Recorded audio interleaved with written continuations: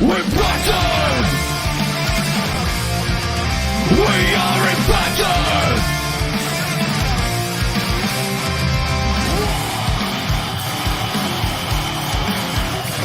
We're Bison!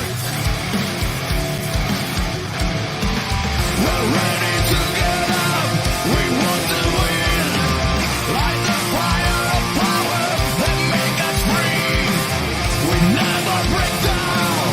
We want to win! We are impacted! The best team!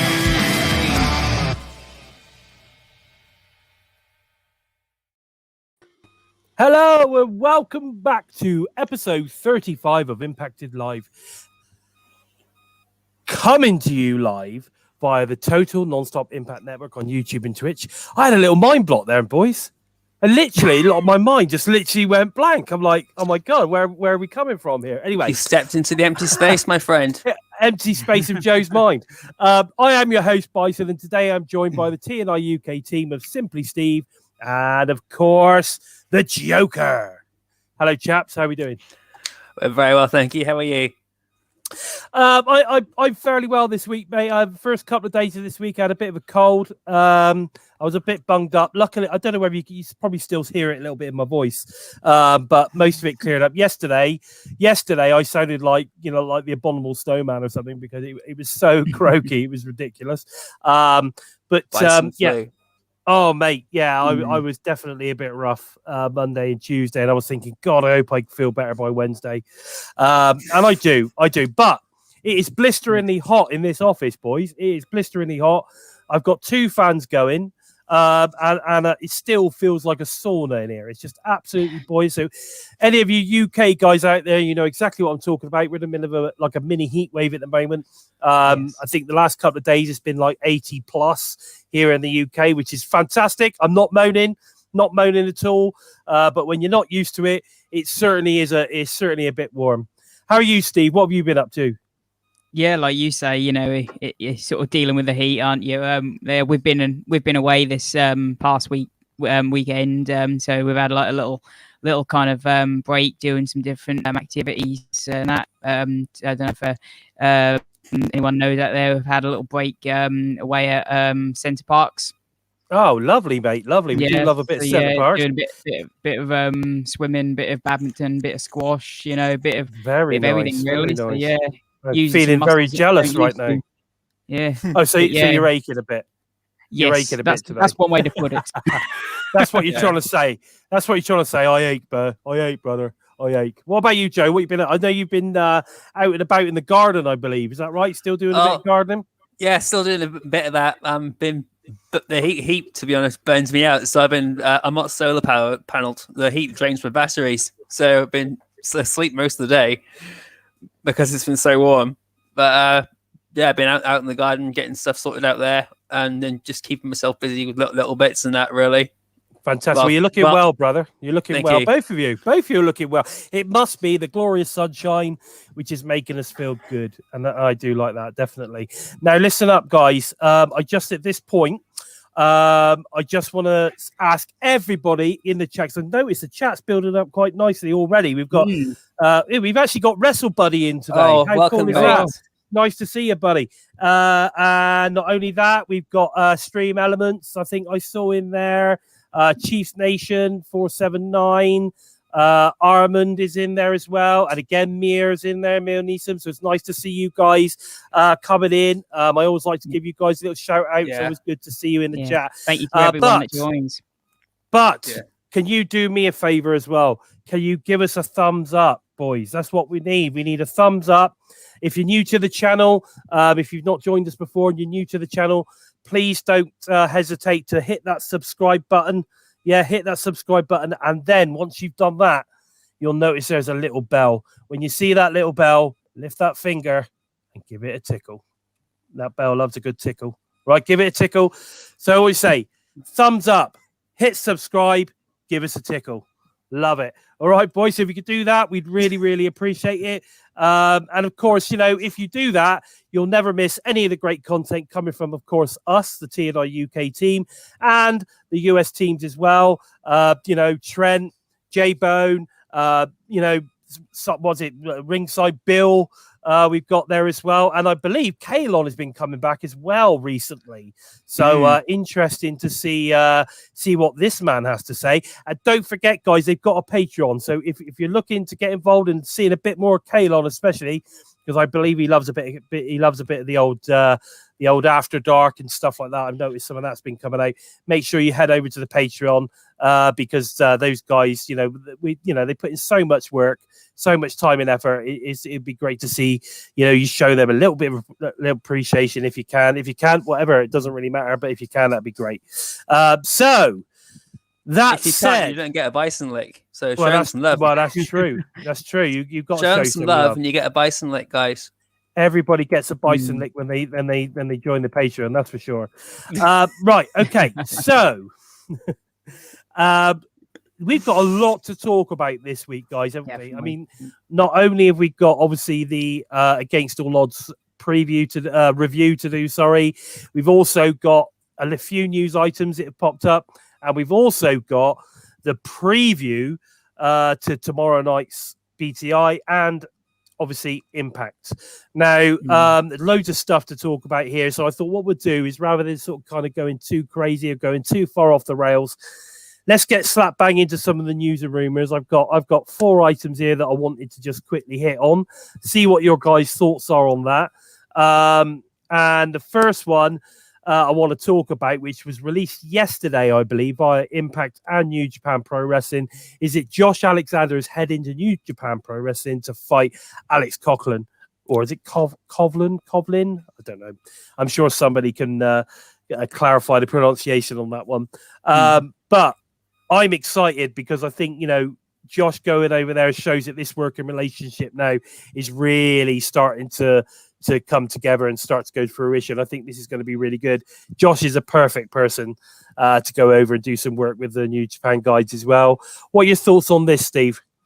Yeah, I mean, when he faced El Phantasmo, he actually challenged him to come to Japan, didn't he, and have a match with him there. So as soon as that happened, I had a feeling that at some point we would see Josh in Japan, and lo and behold, it's happened, not with ELP but with someone else. So I felt that there would be a chance we would see Josh over there in some way, and I mean, this is great for Impact getting a talent over there, and great for Josh as well.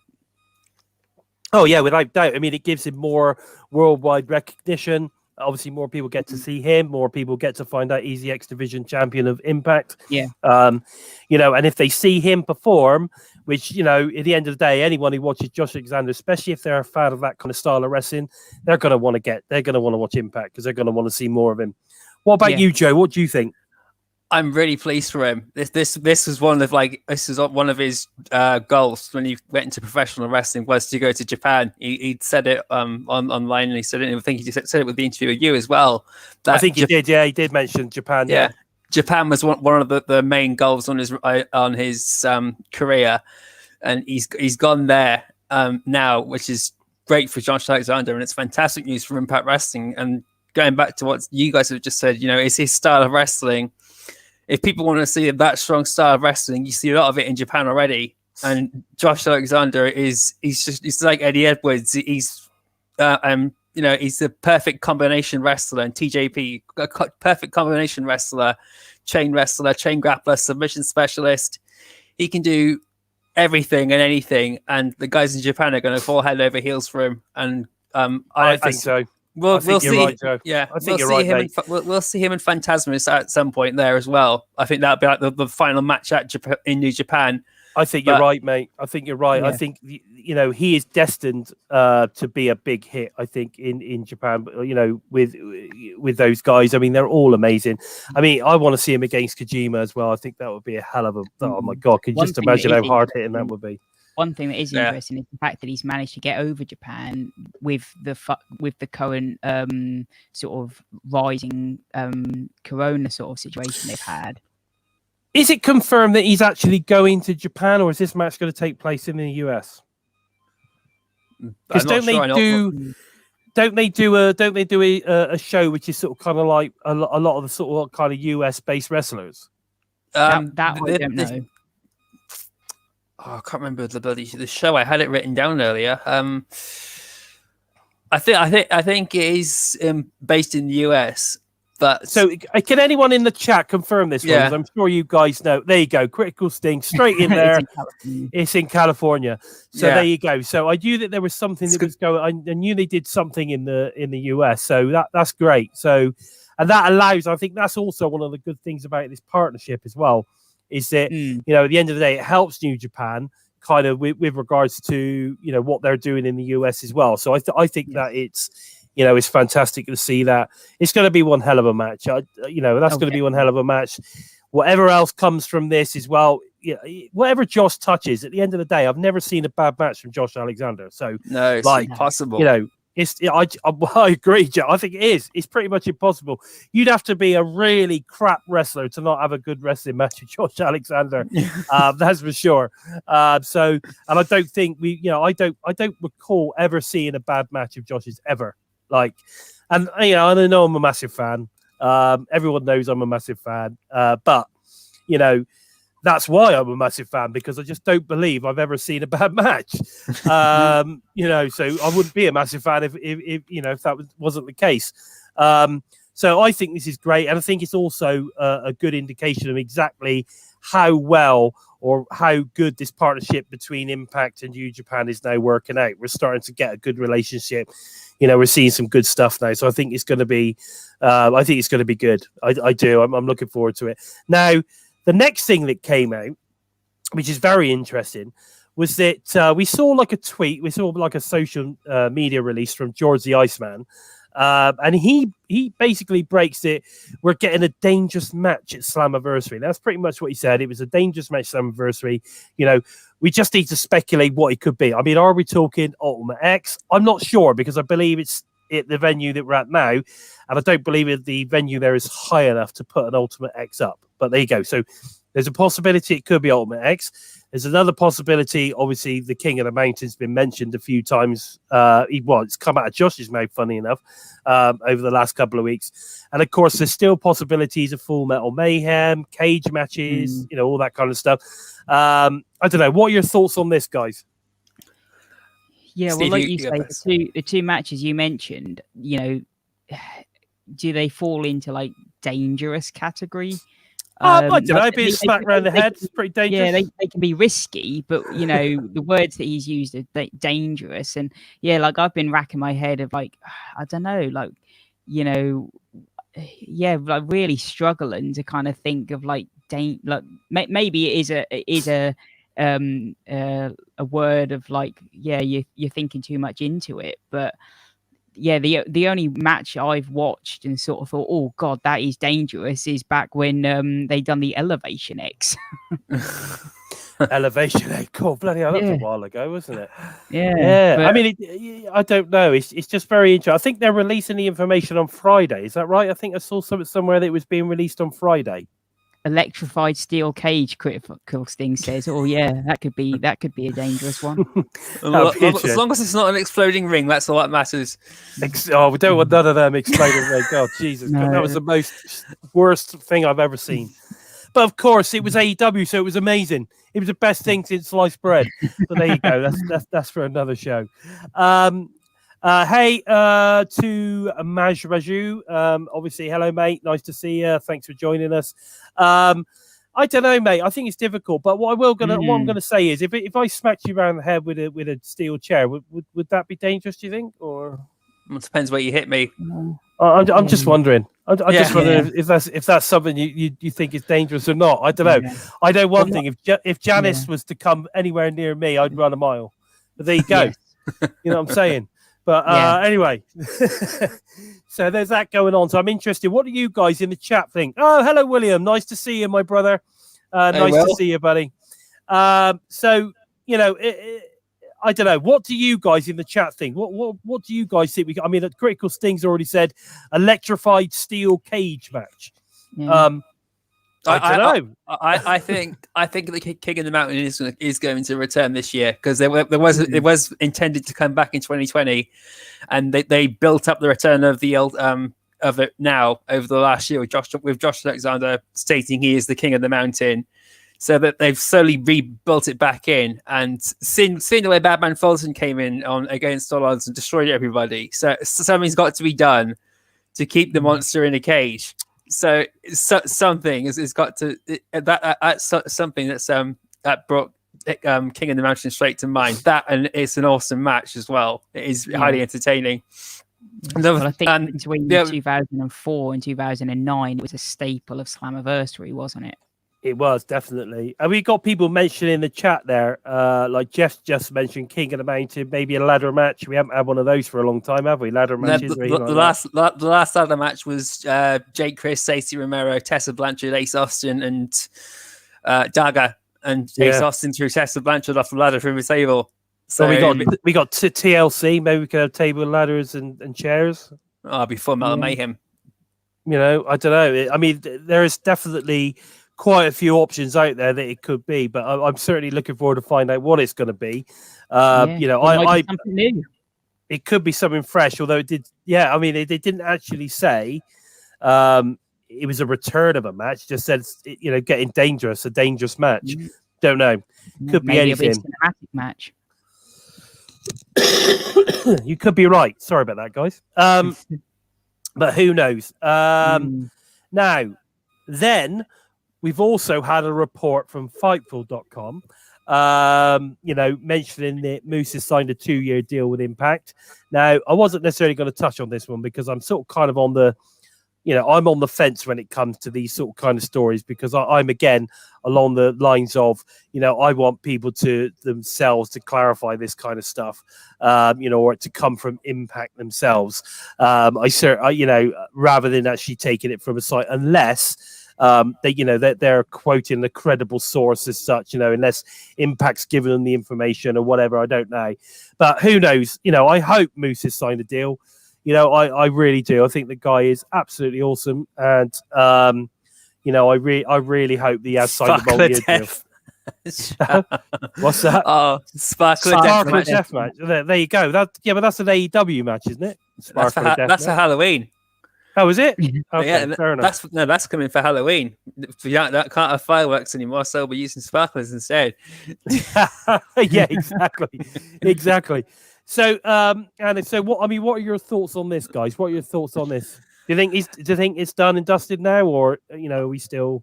I'm gonna take Moose's advice and his request and wait for it to come to come from Impact Wrestling or come from Moose himself. You know, I personally do think it's all been done and dusted ages ago, and whatever's coming next is already sorted. But I'd rather wait until Moose says it or Impact Wrestling says it. Yeah, I'm kind of down with that. Yeah, I'm down with that. It's just you get a much more concrete answer. Basically, you know what they're well, you know the direction and everything it's going, and you know if there's mutual respect or hard feelings if it's coming from one or the other. Yeah, no, exactly. No, I agree with that. What about you, Steve? What are your thoughts?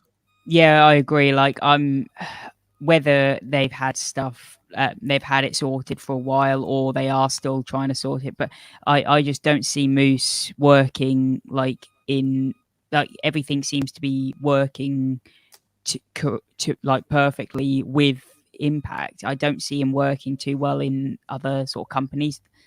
I think there's a couple of rough edges that I don't see him fitting in other companies. Whereas Impact, they have it. Yeah, exactly, no, I agree. But I just don't want to jump to a conclusion. But if he was to go anywhere else, then he'd get lost instantly. Yeah, I think so. I think you're right. You know, there's too many comparisons to other potential wrestlers within other promotions as well. You know, like he's unique when it comes to Impact. You know, there's no other performer like him on the Impact roster. You know, whereas if he was to go somewhere else, there are others. You know, there's already people comparing him to like a Bobby Lashley, for instance. You know, he's almost like the new version. You know, so you know, it's kind of like you need to. You know, I think he's in the right place for him, as long as obviously as long as the contract and the money's right for him. That's that. Yeah, you know, it's got to be right for him too. And You know? whether you like it or not, like, I mean, we've seen the development of his promo skills over the last sort of 6 to 8 months. But if he goes to somewhere like WWE, his promo ability may not be good enough. No, his promo ability will be upset because he's going to have to read it off a script rather than think of it himself. Yeah, exactly. But it's interesting enough. William Gardner is putting there the idea that he could leave does actually add to the current storyline, and that's true, isn't it? So the fact that they're leaving it at the moment potentially suggests that that's what's going on as well. So I totally get that as well. And there was a little bit of sad news that came out earlier today, I believe, with regards to Don West. Unfortunately, he's not very well at the moment. I've forgotten what the name of it is, to do with like brain aneurysms or something along those sort of lines. But from our perspective here at TNI UK, we just want to wish Don all the best and hope that he can recover from this, and that comes from all of us, I believe. He's got an early stage of brain cancer, and he's going for treatment now. He's had to take a leave from his job where he's working at the moment in Washington, and I know how much of a bitch brain cancer can be, so it's hit home pretty hard here. So I'm wishing him all the best. Yeah, 100%. All the best, Don. As far as I'm concerned, you're one of the voices of TNA. So all the best, buddy. Get well soon. Yeah. Right.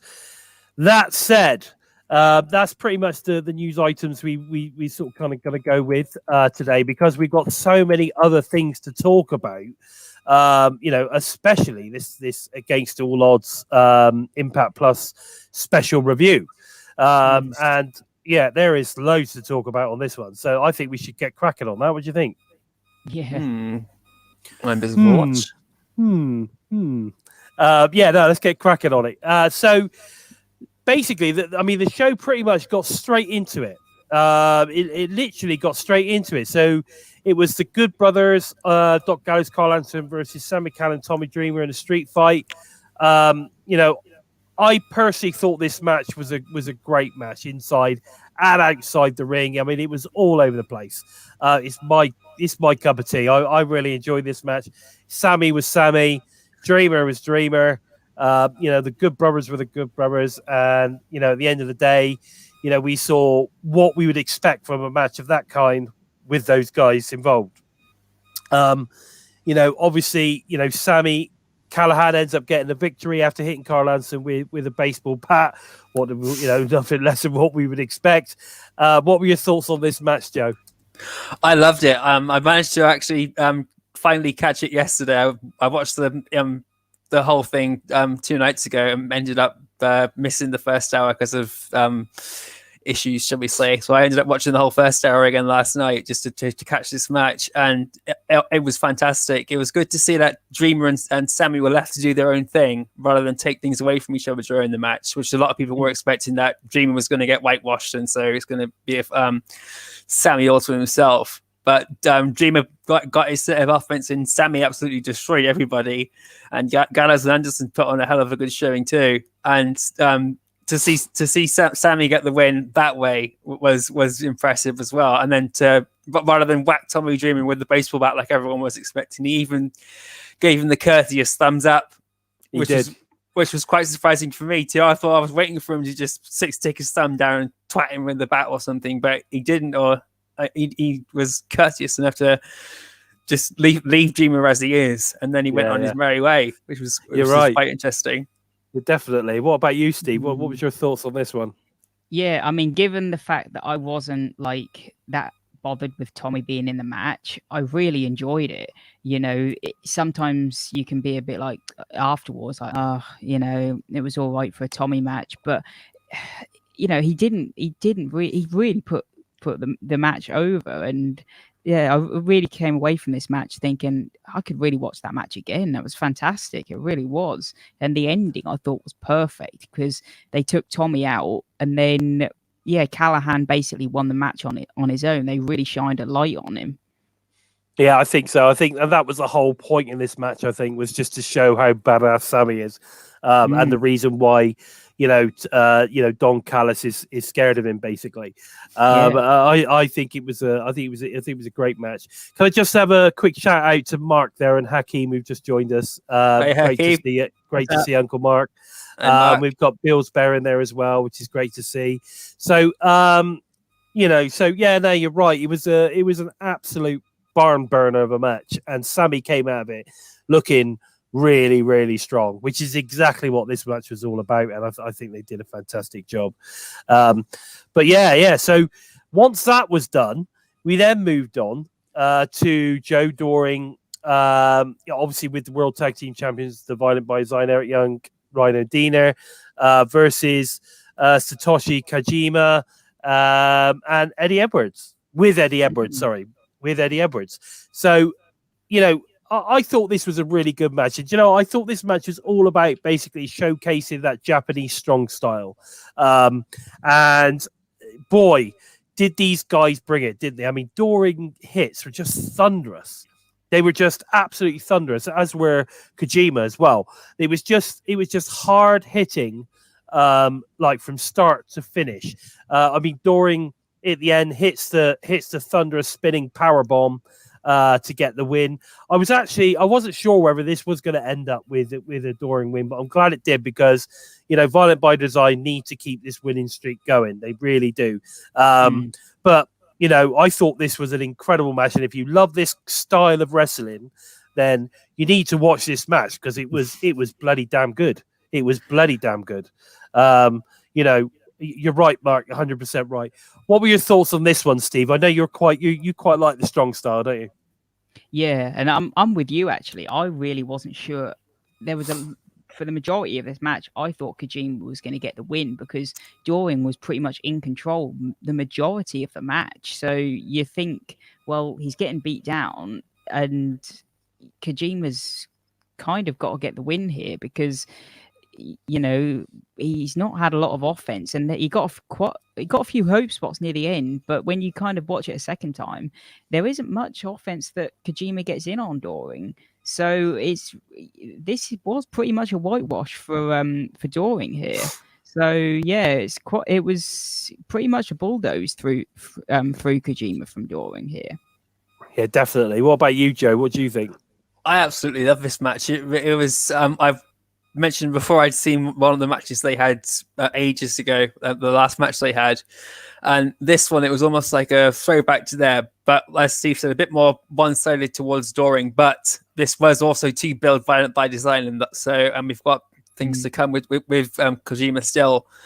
But Kojima, some of the strikes he put in, the chops, the pace he's got in some of the striking moves, it just backs up that this wasn't a standard wrestling match or an American style wrestling match. This is what you'd see if you go to Japan and you step in the ring there, and both of them just battered the hell out of each other for a good 15 minutes or so. And yeah, part of me was expecting Doring to just burn himself out because this is only like the third time we've seen him in the ring on his own. But when we didn't know how much endurance he really had for a guy his size. But my God, he's I never doubted he could go. But God, he took my expectations and set them up another bar. He could go, he could fly, you could take a hell of a beating. And one of the best things was that there was very little interference from the outside as well. It was all Doring and Kojima throughout the match. And even when Rhino got the odd slap in, Kojima quickly turned that around and smashed him into the ring posts. And so all the attention was on Doring and on Kojima, and it just made a hell of a good match, and it's setting up Slammiversary to be something really special. Yeah, I'm looking forward to find out exactly who Kojima is going to be facing, to be honest. It's going to be interesting to see where that pans out. I have a funny feeling it's going to be Josh Alexander, but I don't know. We'll have to wait and see on that one. They've kind of given a bit of a hint on Thursday of what could happen, haven't they? Yes. With Eddie, you mean? Yes. Yeah, so there is that possibility as well. Yeah, definitely. Let's hope that Eddie is, well on his way to recovery and will be back for Slammiversary. That would be pretty awesome. So I mean, obviously, like I said, Violent by Design, Joe Doring go away with the victory on this one. Like I said, I think it was a great match. Hi, Gary, by the way. Nice to see you in the chat, Benny. Nice to see you. So we then move on to the X Division #1 contenders match. Now, that was obviously Ace Austin, Chris Bay, Rohit Raju, Petey Williams, and Trey Miguel. I know exactly why you boys are smiling and making the noises you're making there, because this was incredible. This match was high flying, fast paced, and at times damn right awesome. So if you're a fan of X Division and you know, of the past, this was an X Division of the past style match. I mean, it was just incredibly good match. But the thing was with it, after, you know, I don't know whether I agree with the way it finished. But, you know, there was some incredible stuff going on. You know, everybody got some great offense in. We saw some fantastic, you know, counter offense moves. We saw some high flying. We saw some mat wrestling. We saw outside the ring. I mean, you just had basically a bit of absolutely everything in this match. Then we get a run in, you know, from Fulton to save Ace Austin. You know, and the match then ends in a no contest, so nobody actually wins. What were your thoughts on this match, Steve?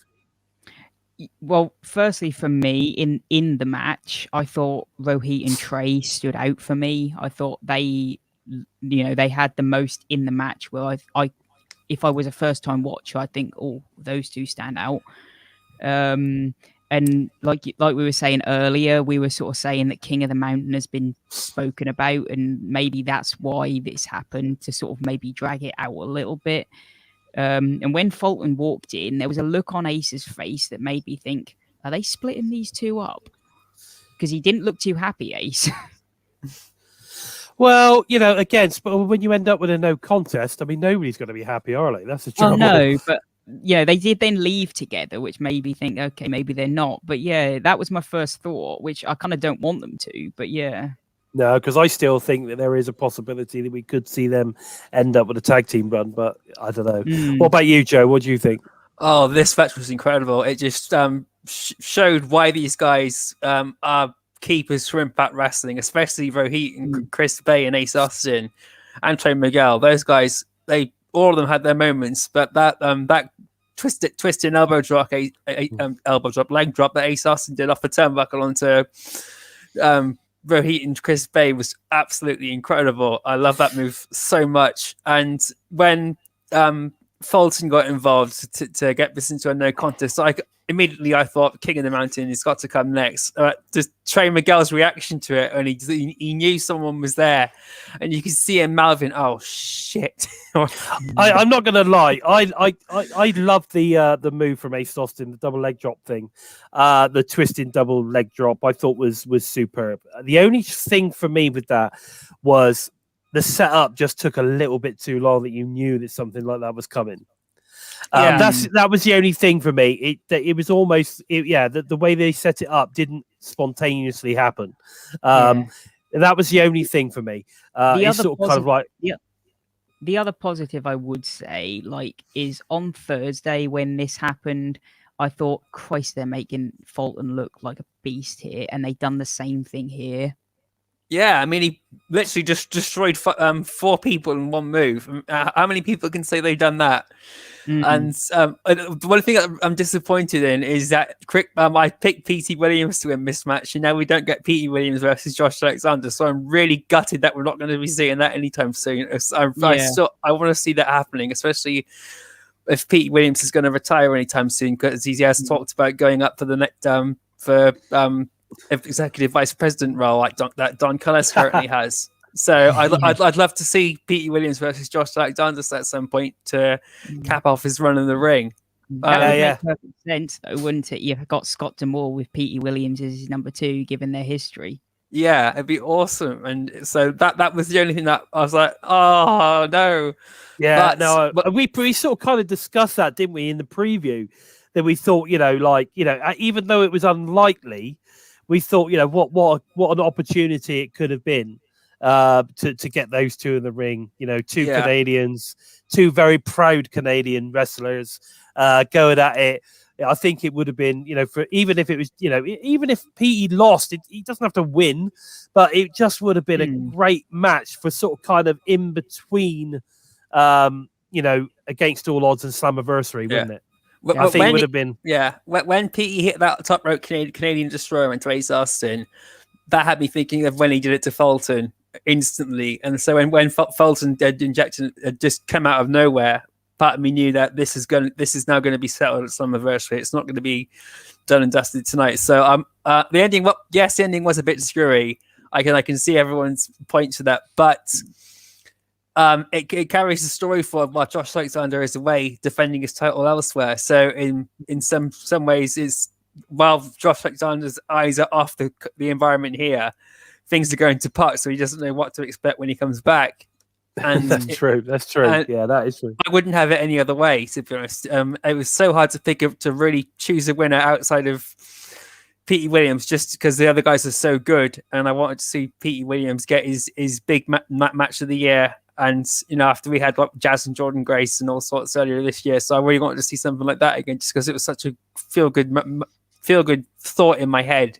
So it was fantasy booking for me to see what the outcome of this match could have been. You're right. I mean, like I said, I think that would have been a great result and a good way to do it as well, because like in an Ultimate X match at the end of the day, in a match like this, ultimately anyone could win, and that's the thing, and you could pin anyone. So it'd be interesting to see exactly where we do go from here. And okay, Randy, fair enough. We totally. To be fair, we all agree. I think we all agree with what Joe's saying. I think it would have been a very, very interesting thing to see Petey win and then move on. But yeah, so I think what he does do, like we found out tonight, and we'll go on to talk about that in the preview for tomorrow. Yeah, we're going to see Josh Alexander versus Madman Fulton, so that's going to be interesting. That's going to be interesting as well. Definitely. So we'll get to talk about that in a bit, though, guys. Yeah. So all I know really is that the X Division is looking in fantastic shape moving forward, and for me, any one of those guys could be X Division champion. I wouldn't complain. Or they could all be in a number one contenders, and I wouldn't complain because it'd all be great matches. So definitely interesting to see how this one pans out, especially come Slammiversary, of course. So so that was that one sort of kind of like completed, and we're all sort of kind of like, my God, that was an amazing match. After that, we then move on to which was just effectively a one-on-one match between W. Morrissey, I like to call him Willie, the big Willie Morrissey, versus Rich Swann. Now this, if you think about it in reality, this is like a David and Goliath match, right? So, you've got, you've got obviously, you've got Morrissey as David, as Goliath. And then of course you've got the young boy Rich, as David, and let's face the facts. He gave his best shot in this match, right? He gave his best shot. And like we said in the preview to this, like it was obvious that Morrissey was going to win.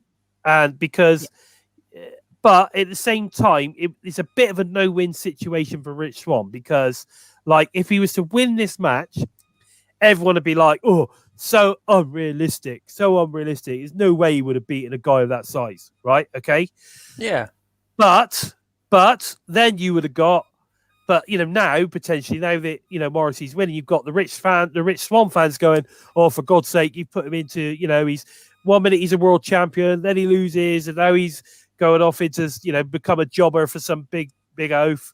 Like that's the trouble with this kind of storyline here, that whatever happens, you're not going to please anyone really. You're not going to please certainly not going to please Rich Swann fans in any way, shape, or form.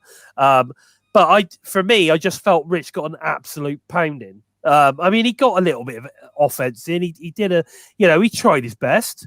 There's no doubt about that. He tried his best, but there was no way he was going to beat this dude. No way. Now, and at the end of the day, Morrissey connects with his third, running power bomb to score the victory in the end. 3 power bombs Rich Swann took in this match. 3. And it took the third one to finally finish him off. Now, Obviously, Morrissey goes away the victor.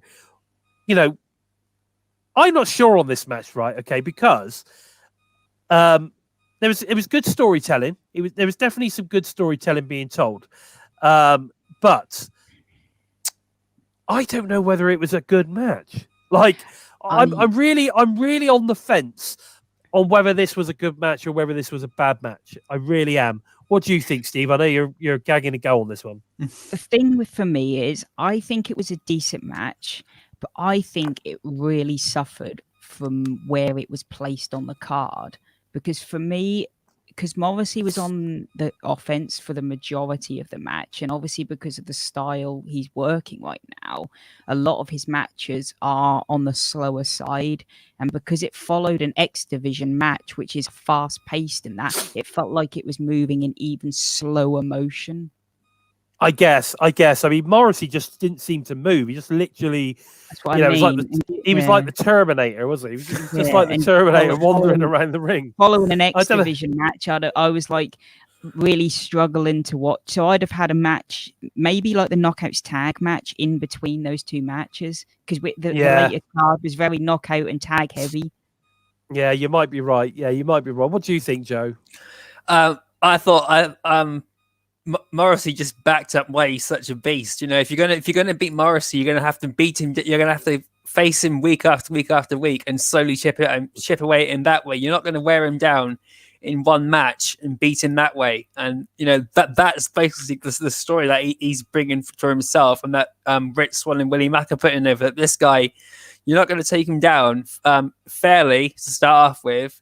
Or you're not going to beat him in one match. You're going to have to really take him to his limit. And, you know, Willie Mack beat the crap out of him last week and slowed him down. If he wasn't in a match the week beforehand, he would have just whitewashed Rich Swann through it. And but he didn't. You know, Rich Swann put up a hell of a fight, and Morrissey he took every bump, every thing he needed to, and he was dominant, but he wasn't. He didn't make Rich Swann look like a jobber, as everyone is instantly now whinging and bitching about, because he was. Then these same people were complaining that Rich Swann was world champion to begin with, and they were they were complaining before that. They were complaining that Moose wasn't getting. Well, Moose was getting pushed to begin with, so there's no satisfying these guys who are complaining about Rich Swann's performance in this match or Morrissey's performance in this match. You know, no, you're right. You either accept that this is just that Morrissey is still fresh on the roster, but let's face the facts. You know, Mia said it beautifully. You know, and they laughed. Mm-hmm. And they laughed. And they laughed. They laughed. And they laughed. Yeah, you know, I'm a huge fan of Morrissey, and I'll go back to, like I said before, watching that interview he did with Jim Miller. And they laughed, and they laughed, and they laughed. Love it. Exactly. I thought my impression was quite good. That interview, that interview, I connected with a lot of what was said there. Yeah, a lot of what he said there, I connected with. So it really did hit home, and so I'm going to support him regardless of what happens. And I watched another interview he gave recently, but where his long-term ambitions are with Impact Wrestling. He's got some high goals set for himself. So Rich Swann and Willie Mack are great ways and great foundations he's happy to start off with, but he's looking at guys like Moose and Sami Callihan in the future, and Eddie Edwards. He's even said that himself, but he said he's happy to take it slowly and build himself up, and that's exactly what they're doing with two big names to kick him off with. Yeah, no, I agree with that, definitely. You know, I think he's got quite a future ahead of him. You know, if he decides that Impact is the place for him, I'm sure that in the moment it's just a case of sort of kind of like trying it all out, see where he goes. I think he's. Yeah, no, I'm really looking forward to seeing where it goes, to be honest. Oh, but I'm gonna stay on that. I'm gonna stay on that fence and say I'm not sure. I think whether this was a good match, but I'm also thinking maybe you're right, Steve. It was where the match was placed as opposed to necessarily. I would have swapped it with Kojima and Doring's match. I would have swapped them two around but then there would have been like a huge violent match between Sami Callihan and the Good Brothers, then another big dominant force coming out and doing that with Rich Swann. So, but it was a pretty tricky match to place on the card. But I would have probably put it second in line. Then it would have carried, because it created a huge buzz when it was over, and but it did take a bit off of. It did lose a bit of momentum because of the X Division match beforehand. Yeah, it lost a bit of luster. Yeah, I agree. Yeah. Okay, all right. So moving on from that one, then we then move into the Tennille Dashwood with Caleb with a K versus Jordan Grace with Rachel Ellering. Now, I have to admit, and I find this really hard, but I have to admit this is the best Tennille match since she joined Impact 2 years ago. Jordan is really starting to lose her grip, to the point where she's now barking at Rachel. She doesn't need her help, and she can do it by herself and all this kind of stuff.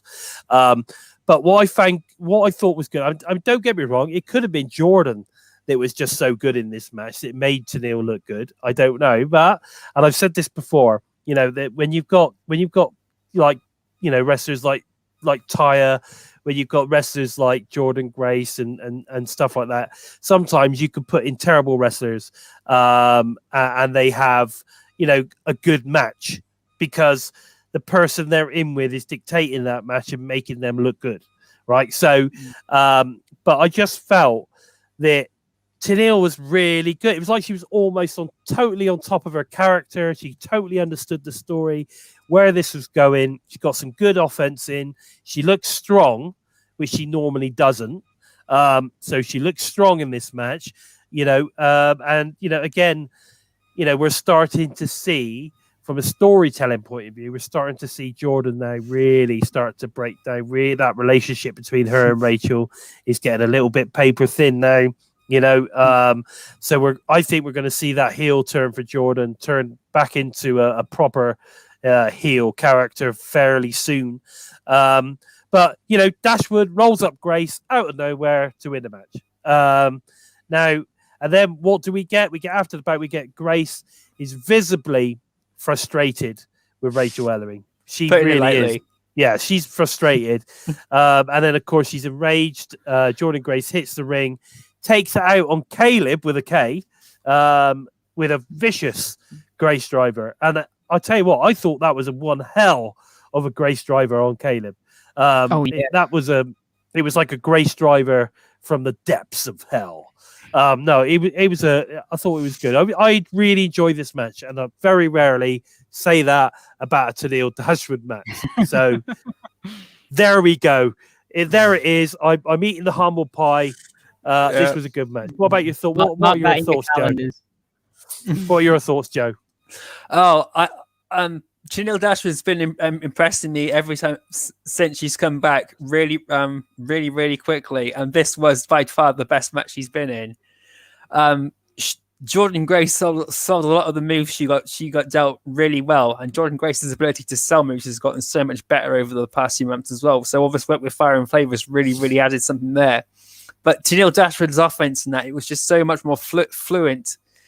And there was less posturing and less joking around with Caleb with a K, and more focusing on actually pissing Jordan Grace off and creating that divide between her and Rachel Ellering that way, rather than. So it was all perfectly playing into Tennille Dashwood's character. Her role in this is to piss off Jordan Grace as much as possible, and by constantly having Rachel Ellering but trying to back her up outside the ring, it's breaking Jordan Grace's concentration.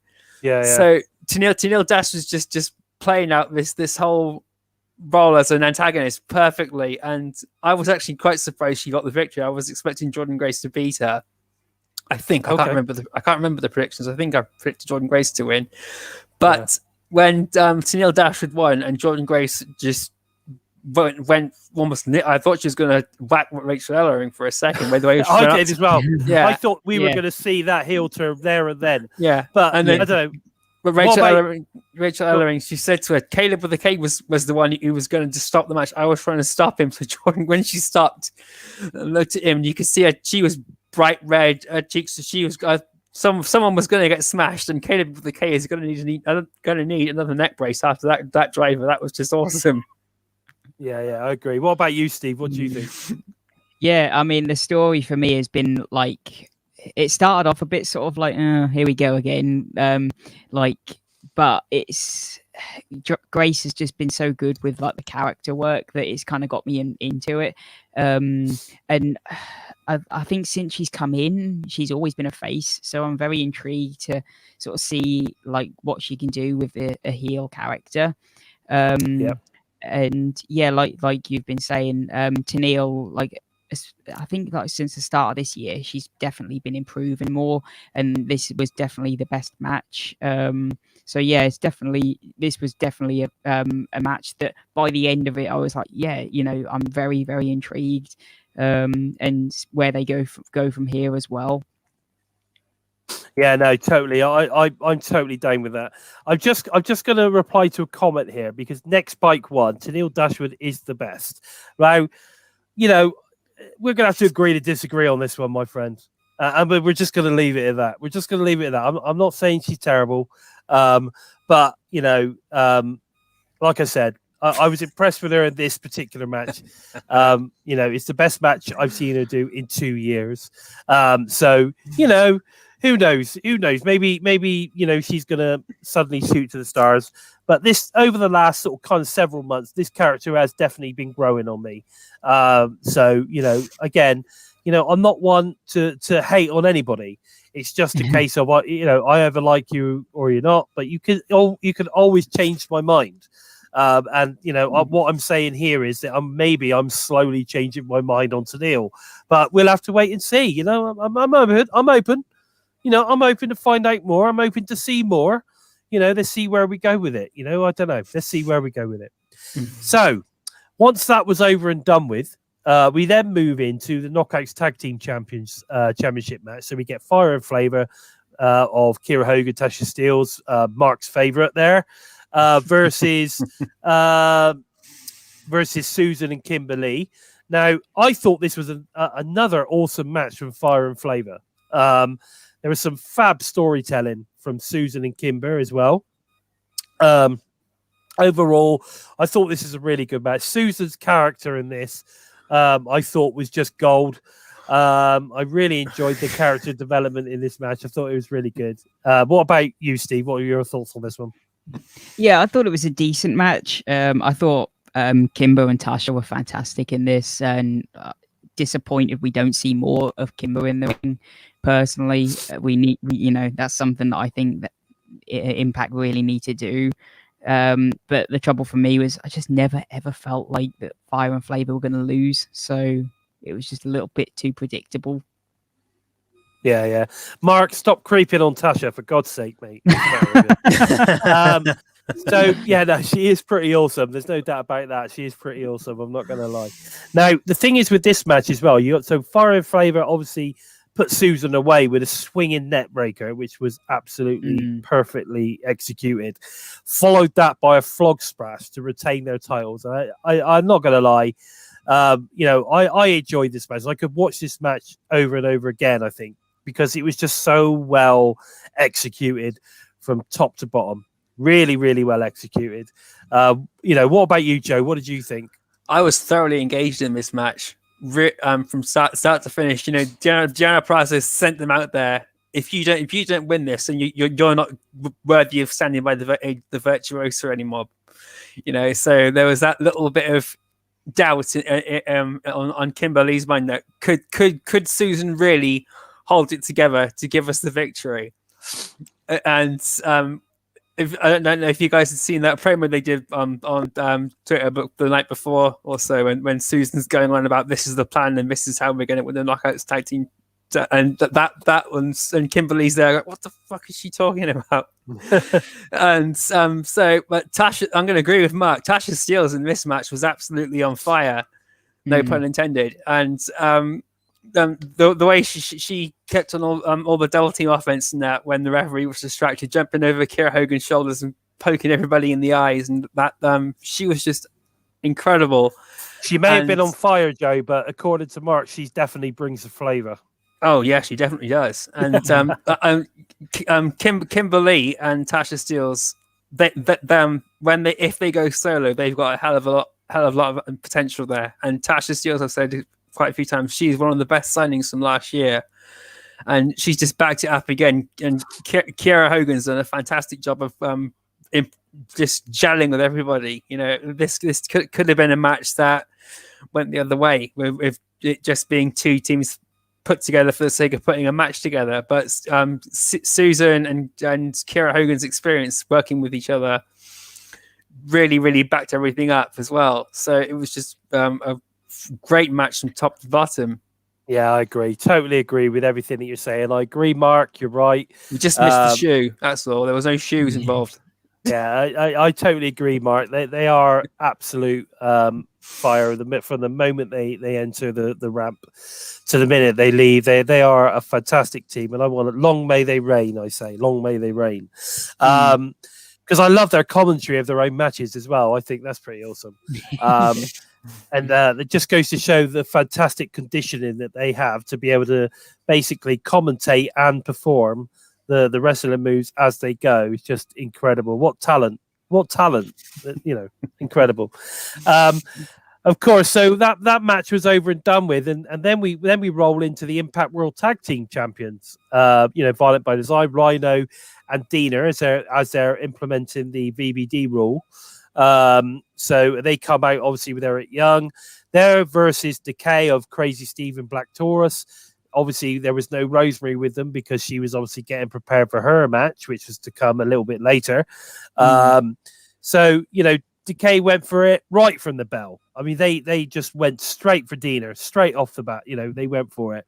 You know, Deonna ended up sort of kind of like eventually sort of kind of rolling out. Rhino comes in, slows everything back down again, you know, to a reasonable pace. You know, Deonna was getting counsel from EY several times during the match as well, which I thought was interesting. And of course, they showed that in his singles match as well, where he was sort of kind of rolling out. EY was giving him instructions, and off he was again, getting back in and doing his thing. You know, but I thought this was a really, really strong match, and I was really sorry to see Decay lose in this one, because I thought this was a match that actually, you know, you did. It's hard because you don't want to see Violent by Design lose, but at the same time, I'm such a fan of Decay. I want to see them win, and I honestly believe that they would make really good tag team champs. But VBD can't lose it straight off the bat, so I totally get why they're not losing yet. I just don't like to see Decay lose. Yeah. So what we end up with eventually is Deonna connects with the Deonna DET to win the match, and then Violent by Design retain the tag team titles. What are your thoughts on this one? I enjoyed this match. I really did. What are your thoughts on this one, Joe? Oh, this is one of my favorite matches of the night. And Crazy Steve, once again, just blows you away. You wouldn't think he's actually blind. The way he's so fluent in the ring. And the stuff he can do was just absolutely incredible, and him and Deonna really went at it. They had a good showing in this match, both of them, and again they're both protégés of Eric Young, so that you would expect them to get the most airtime in this match. But when they had it, they made it work fantastically. Yeah, and Black Taurus was just as incredible as always as well, and Rhino had a good showing. Everyone was awesome, and I was happy that Deonna got the win, and I was sad that Crazy Steve took the fall. But then, I'm such a huge fan of Decay. I was going to be upset if they'd lost, and I was going to be over the moon if they won. And I'm such a huge fan of Cody Deonna. If he was to lose or not get the fall in the match, I'd have been pissed off about that too, because Deonna needed to get the win in this match out of him and Rhino. Because you can see him going to Eric Young, constantly getting counseling from him to try and rebuild his confidence up again. All this is about building Deonna into an absolute monster, and that's sort of where it's going to go. We might end up seeing Deonna doing something like Bram did, get built up so much that he just implodes and breaks away from Eric Young, and that would be pretty interesting to see. Yeah, no, definitely. I think one thing's for sure: when you put Steve and Taurus in a match with anybody, you're going to get a good match. And I think that is the thing. You know, at the end of the day, regardless of whether they win or lose, you know, you get a really good match out of them. You know, no matter who is in. You know what I mean? It's you know, it's a bit like the whole. You know, if you want to make Tennille Dashwood look good, you stick her in with Jordan Grace. That's just my opinion, as I've said. So you know, it's kind of, you know, it is one of those things. You know what I mean? It's like, you know, I think that's sort of kind of what they did there. You know, does RDK hurt by losing? This is the question. RDK hurt. Well, DK had a bad night. They had a bad night. They, you know, there was this they bit lost on the this, outside, weren't there? With they were possibly trying to sell that Taurus had it like hurt himself, injury into his knee, leaving Steve on his own. So there was that maybe angle of you know, that was the only out I could maybe give them. Yeah, you know, possibly. Maybe that's what it is. Maybe they sort of kind of made it look. They made it look like they, you know, they weren't actually at 100%. Yeah. You know, but for me, I didn't like the ending anyway, because like I like the fact that Deonna got the pin, but the amount of times he only got the pin thanks to Rhino. There, you know, the amount of times he was saved for Rhino. I was hoping this would be the match where Deonna kind of stepped up and done it himself, but like I say, he still only got it thanks to Rhino. Yeah, that's true. That's true. You know, I get what you're saying. Definitely. Yeah, no, I think you're right there. I think you're right, 100%.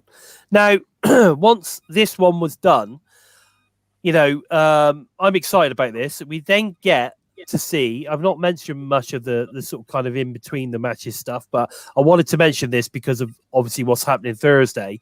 We get to see another cool vignette with Steve Macklin. Now, you know, I like it. Steve, Mr. Mayhem Macklin. I like it. I think his promo skills or certainly in the vignette were very good. And I'm really looking forward to seeing what this guy brings to the table, you know, to this roster now on Thursday. We'll get to that in a bit because he's got his in-ring debut. But what are your thoughts on Steve moving forward? What do you think about this particular vignette? Yeah, I mean, after the second one he did, just that the first time he actually spoke, I was like, okay, I'm invested in this guy. You know, the way he speaks, the way he puts himself across, actually what he says. You know, I'm really, really looking forward to seeing A, what he does, and B, you know, who he engages with, what he wants to do. Because he obviously has a way of portraying himself. So yeah, I'm very, very invested in this guy. Okay, good. What about you, Joe? He was absolutely terrifying. I thought he was. I thought he was awesome. That vignette was perfect. I was interested to see what he was going to offer when I heard he was coming in, and those three promos over the last couple of weeks, they've been absolute genius. They've been really well put together and really well produced, as Impact Wrestling always does. Really, really well put together, and he's just cemented himself as he's coming in as a very top heel character. He's going to be someone you don't want to mess around with, and if you get in his way, you're going to get hurt. It's just who's going to be first in the firing lane. Definitely, it's obviously going to be they're going to put him in with that VDK or maybe Sam Beal or something. He's going to basically go in and whoever it is, he's going to absolutely beat them down to a pulp, I'm sure. Because whatever happens, there's no point in building the guy up and then him come out and just be. Oh no, I mean, like 2 or 3 weeks time. Who's he going to be up against? Is he going to be up against Morrissey? Is he going to be going with Jake something? Who knows? Where's he going to go? Is he even going to be a part of Decay? Because Rosemary's talking about needing a new restructure after she lost to Deonna Purrazzo, and Deonna Purrazzo seems to have awoken something within her as she put it on Twitter. Talking about Rosemary versus Deonna Purrazzo, that was the next match. Funny enough, and I think I thought this was a great match. I mean, Rosemary comes in straight off, hot as anything. Straight in there, straight on Deonna, and she got some great offense in for a good 4 or 5 minutes, really working her, showing her that she was not to be taken lightly. We know that they had a match a couple of months back where obviously Rosemary lost then to Deonna. I think we were expected to forget that maybe, but I don't know. But then obviously, she certainly came out strong in this match. But then all of a sudden, like we would expect from Deonna, we start to see her work in the arms of Rosemary, getting her ready for obviously this signature move, Fujiwara armbar, this match then gradually went on. We still got some offense from Rosemary, but Deonna was definitely on it. And then eventually, obviously, Purrazzo hits the pump kick, followed by the Costanos pile driver to retain the Knockouts title. I thought this was a fantastic match again. It ends Decay's losing, it adds to Decay's losing streak for the night, because obviously they lost the tag title. They lost the tag title match, and now Rosemary's obviously lost the Knockouts champion, lost the Knockouts match. So, but at the end of the day, this was a really, really good match, and I really, really enjoyed it. Did I want to see Rosemary win? Yes, I did. And not because who didn't want to see Rosemary win? Well, look, mate, look, yeah, there she is. The Hive Queen is there, right? Yeah, if anyone didn't want to see Rosemary win, they need to get listed in the face. Yeah, they get out. Get out now. Get out. The bottom line is, I'm a massive fan of Deonna as well. But I just thought if anyone was going to beat her, I would have liked to have seen Rosemary maybe get a little run, even if it was only until Slammiversary. But it would have been nice to see that happen. As you say, I mean, I've been a fan of Rosemary ever since she's joined the company. So I just would have liked that. I think that would have been really cool. And again, it would have been a way of sort of kind of like showing that Decay isn't the faction that's just there to be beaten by everybody. So, but we'll have to wait and see. And you're right, Mark. Disrespect, definitely. VSK, man. But anyway, so what about you, Joe? I know you're a massive Rosemary fan. So what were your thoughts on this one? This was the first time for a long time I've actually been pretty impressed by a match from Deonna Purrazzo. Not because she's a bad wrestler, but because something different happened. A lot of her matches, the big matches, have been she's taking advantage too quickly, and then it's almost done and dusted, and it's just been prolonged for the sake of prolonging it. This one, it was back and forth for a very long time, and it took Deonna Purrazzo having to get Rosemary's arm trapped into the turnbuckle and break and pump kicking her in the arm before she could finally get some momentum to shift in her favor, which I thought worked a lot better, because when she beat her at final resolution, she just wiped to the floor with her. So that was best forgotten. And the fact that she didn't beat her with the armbar this time, she beat it with Venus de Milo last time, which is the Rings of Saturn, basically. At final resolution, this time she had to knock her up in the Costa Nostra, which is pretty difficult to do, because Rosemary's she was able to still kick out and move around when she needed to, but so Deonna Purrazzo didn't have an easy ride in this, and it made Deonna Purrazzo look good, which was the main reason that this match was set up. Really, is that regardless of what happened, Deonna Purrazzo looked good, Rosemary looked good, and it took exploiting some weaknesses that were still there by removing the leg brace to get the match won. So Rosemary was more worried about getting the leg injured than she was about continuing the match. So it was smart wrestling by Deonna Purrazzo, and it leaves the door open now for Britt Baker versus Deonna Purrazzo, which is something that both of them have been talking about openly online, especially Deonna Purrazzo. They've both worked together since Ring of Honor, and they even took each other on at the Mae Young Classic when the first one had come around. So they've got a lot of history there, and now they're both women's champions with their respective companies. And the only trouble with that is it's a case of like who wins, because if you put a champion versus champion, then it's going to be, you're going to get the whole bragging rights thing, aren't you?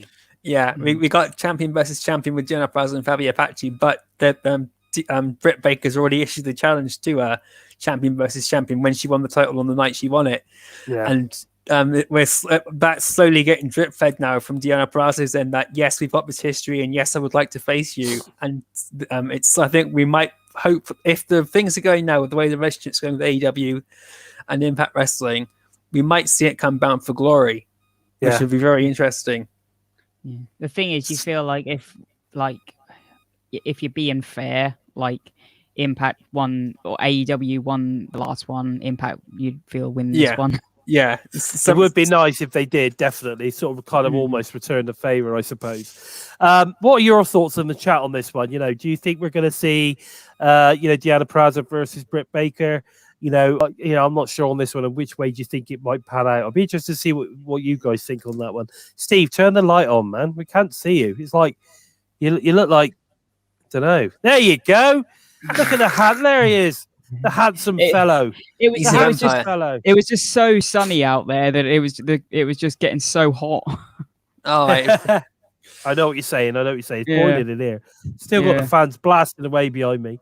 So it's definitely interesting to see where this one's going to go. So once this one was over and done with, we head to Daly's place over in Jacksonville, Florida. We get Tony Giovanni, Don Callis, Scott D'Amore call tonight's main event. Obviously we've got the AEW Impact World Champion Kenny Omega with obviously Don Callis, versus Moose for the Impact World Championship. And again, it was just for the Impact World Championship, so it's not a unification or anything like that. But what I thought we had here was a very epic Moose entrance. It was good to see Kenny wearing the Impact title belt around his waist, as well as a TNA one across his chest, and he was holding the other two. Normally, it's the AEW one he wears, isn't it? And he carries everything else. So, that was good to see. And if he hadn't, I would have been a bit pissed, considering it was an Impact title match. So from this point on, though, Moose, I thought, gets off to a really great start. But the match soon slows down. We get some sort of kind of like in-ring storytelling starting to begin. We got Moose. He's got some sort of thing going on with his shoulder. He's got some patching and something going on there. I thought Kenny looked pretty beat up. I know he's had a quite an impressive few weeks or few months or whatever, but he did look pretty beat up, Moose. Kenny. I thought that the crowd were extremely behind Moose. They were very Moose biased in this one, I thought, which was interesting because obviously the people in the crowd, I guess, was the employees of AEW, I'm assuming. Sorry, pardon me. So that was interesting. One of the big moves for me was where Moose takes Amiga out to the outside. We get Moose take a dive into the crowd. Obviously, the crowd disperse. Amiga also gets out of the way, and then Moose lands on the back of the seats, and he got so much elevation in that, it was ridiculous. He went miles. He actually went miles. He went from the end of the rail into the third row, and I thought he was going to literally clear it completely. He's gone so far, but the only thing I found with the crowd though was it just wasn't enough. So it was a bit sterile, I thought, at times. So that's the only thing I would say with the crowd. I mean, they were Moose heavy. It was a bit sterile at times. Now eventually, Moose obviously takes a couple of V triggers. Omega starts getting some offense in, but at one point he tries to get him up for the one winged angel, but it just wasn't going to happen. Moose is just too big. That was not going to happen. So Moose gets out of that. One of the best things I saw, Moose hits that Spanish fly after playing possum, and I think the doctor or something came in or whatever it was. I can't remember fully now, but he's playing a bit of possum. He gets he gets the Spanish fly off the top turnbuckle, and then goes for the spear. But then Amiga pulls the ref sort of kind of in the way, he dodges it. And then obviously we get Generation Me come out, help Amiga with a series of super kicks to Moose. Amiga then obviously capitalizes with the one-winged angel, of course, and nobody kicks out of the one-winged angel, obviously. Yes, and then they retain the Impact World title. Before we talk about what happened after the match, what are your thoughts on the actual match itself, Joe? The match itself, I thought Kenny Omega was really beat up, as you said, and he was pretty beat up because he's been defending his belts elsewhere on a regular basis, and all the title matches he's had at AEW, all the matches he's been in, they are really, really demanding matches that do take a lot out of you. So I think Moose was playing it a bit too safe, and it seemed a bit too obvious he was playing it too safe in the match. But when the offense had come in on Omega took it like a champ, and he sold it perfectly. And when Omega dished out the punishment, it was pretty decent as well. This is one of the few matches of Kenny Omega I wasn't disappointed to see the same move over and over again from Omega, because we didn't really see a repetition. We saw a couple of V-triggers once or twice, but it was in a short space of time. It wasn't throughout the entire match. You see a V-trigger, then a V-trigger. 5 minutes later, it was another V-trigger. It was all within like 5 minutes or so. We saw 3, and then we went for the one angel the first time, and Moose blocked it or something. But Omega and Moose, they got a good mix together, and should they face off against each other again, there's going to be a lot better chemistry between them now, and hopefully Omega will be rested up a bit more too. So we're going to see a much faster pace and a much more high impact match when they face off against each other again. Yeah, I agree with that. Taking that Spanish Fly again after the first time he'd taken it, that was just hats off to Kenny Omega for giving Moose that rub there. You know, when he took the first one of Hard to Kill, that was awesome, and you wouldn't expect him to, because everyone thinks Kenny Omega's got such a big ego, he wouldn't let him do it again, but he did, and. So kudos to Kenny Omega and kudos to Don Callis for giving Moose that moment, because that was just incredible to see the height that Moose got on that again was just amazing. And he got so high and he still managed to go over halfway across the ring before he landed the move. So how high can this man actually jump off a turnbuckle? We need to get a little laser pointer that can measure how high he can jump from the top rope, just standing in one position if we can. Yeah, it sounds incredible. Like you enjoyed the match. I enjoyed the match a lot more than I thought it would, despite it being such a slow pace. It was a very slow pace for a main event and a very slow pace for a Kenny Omega match. Yeah. But it was good, and the outcome afterwards was just the extra icing on the cake. Yep. What about you, Steve? What are your thoughts? Yeah, like Joe said, I felt like I expected a little more from it. I thought the first half when Moose was in control, I was like, okay, this is a bit more what I expected, these two going at it. And then as soon as they went to the outside, I felt it really slowed to a bit of a crawl. And I don't think it ever really recovered. Okay. Yeah, I'm down with that. So what we then got was we got after the match, we got the lights go out. Sami Callihan appears, in the ring with the old ICU stuff going on.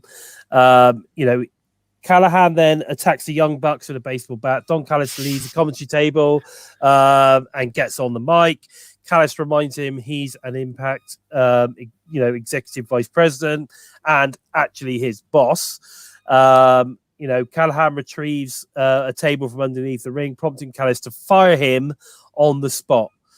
We then get Scott D'Amore, who is absolutely furious. He confronts Don Callis for his actions. Then it basically Against All Odds goes off the air. So that's basically the end of the show. So we end the show basically with a shocker that Sammy's turned up. He's managed to ICU his way into the building, and he has been fired, unfortunately. That's pretty much the show done and dusted, boys. There was a lot of moving parts to the end. Some would say maybe too many. Maybe, but I thought this ending was actually pretty good. I liked it. I'm liking this whole firing Sammy angle. I mean, they've taken him off the website. He's not on the roster page anymore. We get Sammy banging out social media. Pictures of chat that he's had with Scott, on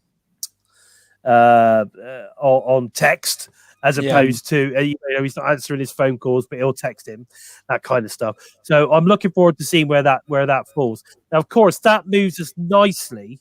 I'm hurrying on a little bit here, guys. I'm very conscious of the time. So that then moved on nicely because obviously tomorrow night we've got BTI. I know that we've got an interesting match on there, which is Davari versus Jake something. I think that's going to be a great match for Jake. Davari is a great wrestler, so it'll be interesting to see exactly where that one sort of kind of pans out, really. But I'm pretty sure it's going to be a good showing for Jake. We then move into tomorrow night's Impact Wrestling, and you're right, Critical Sing. Callis fears Callihan, 110%. I agree. So we then move into Impact tomorrow night. We've got the future of Sami, and of course the Slammiversary 2021 main event. That's going to be interesting to see exactly where that falls. I think we've seen a bit of a preview of the show. We've got Don saying that there's somebody higher up coming to the show to speak to Don, and things are going to get sorted from what we could see. Are we going to see a three-way or something like that main event? Are we going to see Callis's job on the line? What are we going to see? I don't know, but we're certainly going to see some interesting stuff from that. We've got Kojima versus Rhino. Again, I think this is probably where we're going to see Kojima get a win, moving forward, because he's gonna have to get a win. Yeah, and if Kojima wins this match, then him and Eddie Edwards get a tag team title shot. Yes, I agree. No, they do. That's the stipulation. Is it? Yeah. Stipulation. Okay, I didn't realise that. So we got a stipulation on that one. Okay, that's interesting. They haven't said when, so if it is Slammiversary, that'll be a hell of a match. Could be. Yeah, definitely. And then we've got TJP versus Taurus from Decay. So hopefully Taurus is okay. Sorry, excuse me on that one. I think this could be a way of building Decay versus TJP and Falaba. Maybe, where they're looking to elevate TJP and Falaba, I think, in this one, which is a shame because obviously that means Decay are probably going to end up on the losing streak again. But then we've got, well, who knows? Then we've got Tennille Dashwood versus Rachel Ellering, so that's going to be a very interesting matchup there. And I think Rachel's going to win. Much to Bison's delight. Yes, I will be very happy on that one. Excuse me a second. I need to take a drink of water. What are your thoughts on that then, Joe? No, I think it's going to be are we going to see the breaking point of Jordan Grace in this match? Is this where things finally go off the rails with Jordan Grace? Yeah, or maybe Jordan gets involved. Yeah, or does Jordan Grace get involved and cost Rachel Ellering in the match, either inadvertently, which Rachel Ellering then takes personally, or does she come in and just lamp her one and then walk off? Yeah, who knows? I mean, who knows? I think we're certainly going to see the start of the split up between the two there. Although I think we've already started seeing that, but it could be even more evidence that that's going to happen. We've then got the advertised Steve Macklin in-ring debut. As I said, we don't know who's that's against at the moment. I think it, like you say, it could be a Sam Beale, could be a VSK, might even be Brian Myers. I don't know. Brian Myers is an ex-serviceman, isn't he? Yes, I think he is. God, blimey, my throat is getting so dry. Oh, must be getting near to the hour and a half mark. So that's interesting. And then obviously we've got the Fulton versus Josh Alexander match, which has just literally been released today. So again, if you want a good match, you're going to get one there. Looking forward to that. I'm looking forward to it. It's good to see Fulton finally getting some more in-ring action again, because we've seen him in one or two singles matches this year and one or two tag matches. It's something we've not seen a lot of build for him, which has me questioning his future with the company, which is something I really don't want to be doing, because Fulton's awesome and I could see him and Ace Austin go for the tag belts, for sure. And they've been AEW tag champions, and at the moment Ace Austin and Fulton recently lost those belts, but Ace Austin is going to be working on a movie somewhere, so that's why they've lost titles there. But Fulton does need some push in some direction if Ace Austin's going to be away from Impact Wrestling as well. So that's one of the reasons why I'd like to see him in the King of the Mountain match. If should it be for the X Division title, and if that comes to fruition, because then Fulton's another big guy that can be in the X Division because there's no limits. It's not like a one-off when we had Abyss in there or we had Brian Cage in there, and they were the only big men that would go for the title. Fulton's massive. Fulton could do a good job as champion too. So Fulton deserves an equal opportunity like everybody else. Otherwise, you tear your head off. Totally. Next bike one, I get that. Good brothers go to destroy Macklin for drinking inferior whiskey. That's an interesting comment. I like it. So I think what we've definitely got is we've got some interesting potential sort of kind of story forwarded matches going on here. Yeah, there's more to come too. Yeah, there's definitely more to come, and I'm definitely looking forward to it. I think they'll probably open up with the future of Sami. I think they might open up with that. That'll probably be the first thing, and then we might go into the debut of Macklin possibly before we then start moving on. But I think for sure this is going to be. It's going to be a really good show, and I'm looking forward to it. I'm actually looking forward to that Dabari versus Jake something match as well. It's a bit of a random one, but I know Dabari's such a good wrestler, and we know how good Jake is. I think it's just going to be a really good match, and I'm looking forward to that. So I think it's a really good card. It's a really, really good card. I'm really, really looking forward to that. And it looks like the guys in the chat are also really looking forward to that card as well. I think it is a fire card. And obviously that will then take the storylines into next week, and we'll see exactly where that sort of kind of like goes as well. But boys, I think pretty much that rounds it up, doesn't it? I think that pretty much rounds it up for this week. We've got one hell of a show this weekend. Tomorrow. We've had one hell of a show Against All Odds. Was really good. Some interesting stuff. I'm excited to find out where we're going to go for the Slammiversary main event. Obviously, Impact did stop following Sami on Twitter, and Sami was really pissed off about that. So you can really tell that Don Callis is really pushing Sami's buttons to try and get him to probably attack him or Scott D'Amore tomorrow. I think it's great. We all know that when wrestling storylines are at their best is when those lines are blurred between reality and fiction. And they're certainly doing that now. They really and this is why I believe that Sami is the man. He is the one to take this sort of kind of he's the one that's going to make this happen. He is the anti-hero. He's the hero we didn't know we needed, and he's gonna be the man to bring back that Impact World title. I'm absolutely sure of that. Show up on AW unannounced, didn't he? Yeah, he is. Yeah, you're right. He is the first one. So there you go. Well, you say that, but it's against. It wasn't AEW. It was an Impact show at Impact venue, at the AEW venue. I guess the Good Brothers were technically. I suppose. Yeah, Don Callis knew they were coming in, and Kenny Omega knew they were coming in, and so did the Young Bucks. And the Young Bucks are some of the top guys on the production team too, and in the ring. Fair enough. So, right, guys, we need to wrap this one up. We're like literally 2 minutes away from an hour and a half. The magic number, hour and a half is the magic number. So that's what we're going for. So let's wrap this one up, boys. Where can we find you, Joe, on the socials? Where can we find you, bub?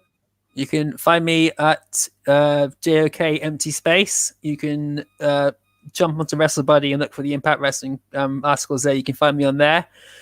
And you can also find me on Facebook by looking for hashtag Empty Space, hashtag The Void. Or if you fancy a bit of a controversial but slightly giggly giggle, look for the hashtag Daily Giggle. You might find me one or two posts from there. Just keep a bit of an open perspective and that's why he's called the Joker. That's broad sense of humor. And you might see one or two pop up on Twitter too. But you never know. Facebook's the place to find him. I'll tell you now, I highly recommend following Joe. He's a funny guy. Yeah. He's called Joker for the reason. So definitely check that out. Don't forget he's also a writer for WrestleBuddy. WrestleBuddy.com. He just puts articles on there. A couple of the recent ones have been very good. A lot of and have attracted a lot of attention. Where can we find you, Steve? You can find me over on Twitter at SimplySteve311, where I put everything Impact Wrestling related. And like Joe, you can also find any articles that we write over at WrestleBuddy.com and then the Impact Wrestling slide. Fair enough. Fair dues. So it's fantastic. Yeah, again, follow Steve, guys. A great guy to follow. Big Impact fan. Again, writes articles over on WrestleBuddy. Definitely worth a follow. Checking out all of that stuff. If you're interested in following me, you'll find me on Twitter pretty much only at Lord Bison 45. Come and check me out. I'm slowly getting there with my follows. 1,206 now. Doing That's very a lot well. of licks, guys. That's a hell of a lot of licks. Remember, you follow the Bison, you get a lick, right? So get it in there. Follow the Bison. So yeah, fantastic. Now, it's been I think it's been a really good show today. I just want to say thank you to everybody for following us. At this point, don't forget, give us a thumbs up. Yeah. If you're new, press subscribe, find the bell, give it a tickle. That's what we want to see. Thumb, push, tickle. All right, guys. And then that way you'll never miss any of the great content coming from. Beat me to it. Yeah, I was just going to say. I was just going to plug everyone for you, but you beat me to it. I'll let you continue. Fair enough. Don't forget you'll get to. You've totally ruined my flow now, my brother. I'm going to let you off. I'm going to let you off because you're such a funny guy. So, like I said, give us a thumbs up, push the subscribe, tickle the bell, and don't forget you can find us not only on YouTube and Twitch when we go live, but also on SoundCloud, Spotify, iHeartRadio, iTunes, and wherever you listen to your favorite podcasts, you will find Total Nonstop Impact. So make sure, like I said, on any of those things, if you listen on the go, I just want to say hello to all of you guys that listen on the go as well, where you're there. We appreciate all of you guys listening. We appreciate all of you guys in the chat. And for all of your input. You help us move this show to the next level. We really, really appreciate it. So thanks ever so much. We love you guys. Thank you. And that being said, this has been Impacted Live. I've been Bison. That has been Steve, or Simply Steve. The other one, hang on, am I pointing the right way? This one, there you go. I'm getting it right now. This one is the Joker. This has been Impacted, episode 35 of Impacted. Take care, everyone. Take care. We're Bison! We are